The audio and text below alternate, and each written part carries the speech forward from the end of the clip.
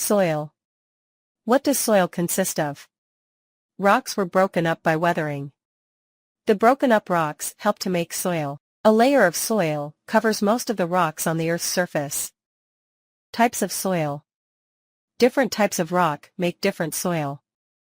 For example, sandstone and quartzite weather into sandy soil. Shale weathers into clay soil. Igneous and metamorphic rocks weather into a sandy, clay soil. The amount of organic matter in the soil varies. A dark color shows that the soil contains lots of organic matter. This type of soil is called loam. Sandy soil. Sandy soils have large particles.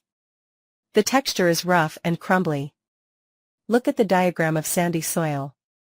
There are large spaces between the particles.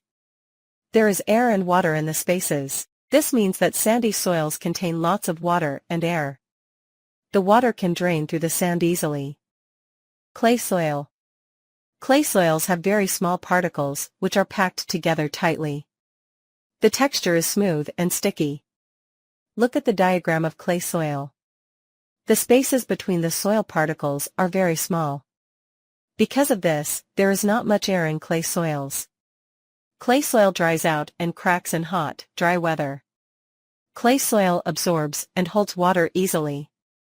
The water does not drain through, so clay soils can become waterlogged. Loam.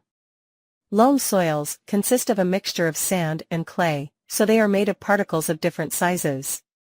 Look at the diagram of loam soil. The particles are not very tightly or very loosely packed together.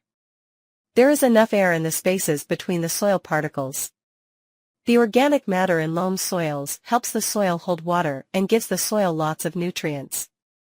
This is why loam soils have the best composition for growing plants. Changing the composition of soil. People choose to grow certain plants in different types of soil. Loam is the best type of soil for growing plants because of its composition. But if a plant needs a very well-drained soil, the farmer or gardener might add sand to it to make a sandy loam soil.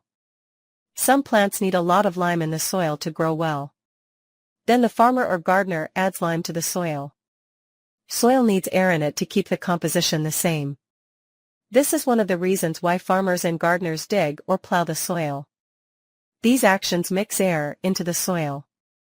Soil needs water. If it doesn't rain, a farmer or gardener must water it. Compost. All plants need organic matter to grow well. But plants use up the nutrients in the organic matter. This is why it is important that farmers and gardeners regularly add compost or artificial fertilizers to the soil. Compost is made from dead organic matter. It is good for the soil because it provides nutrients and improves the texture of the soil. You can make your own compost with food scraps like vegetable peels, egg shells, overripe fruits, and bones. Add garden waste like grass cuttings, leaves, and weeds. Keep the mixture moist in a warm place. In a few weeks, you will have compost. Artificial fertilizers provide the same nutrients as organic matter. But they do not improve the texture of the soil like compost does. Damaging soil. For plants to grow well, it is important to look after the soil by maintaining the composition of the soil. Sometimes farmers or gardeners do not look after the soil and the composition changes. Here are some examples. Farmers plant the same crop year after year. The crop uses up the nutrients in the soil. The soil dries out easily and is no longer good for growing plants. Farmers use pesticides to kill weeds and insects. The chemicals in pesticides can also kill the organic matter in the soil. Farmers use artificial fertilizers. These can damage the soil texture and dry out the soil. Farmers do not dig and turn the soil over often enough. Air and organic matter needs to be mixed through the soil.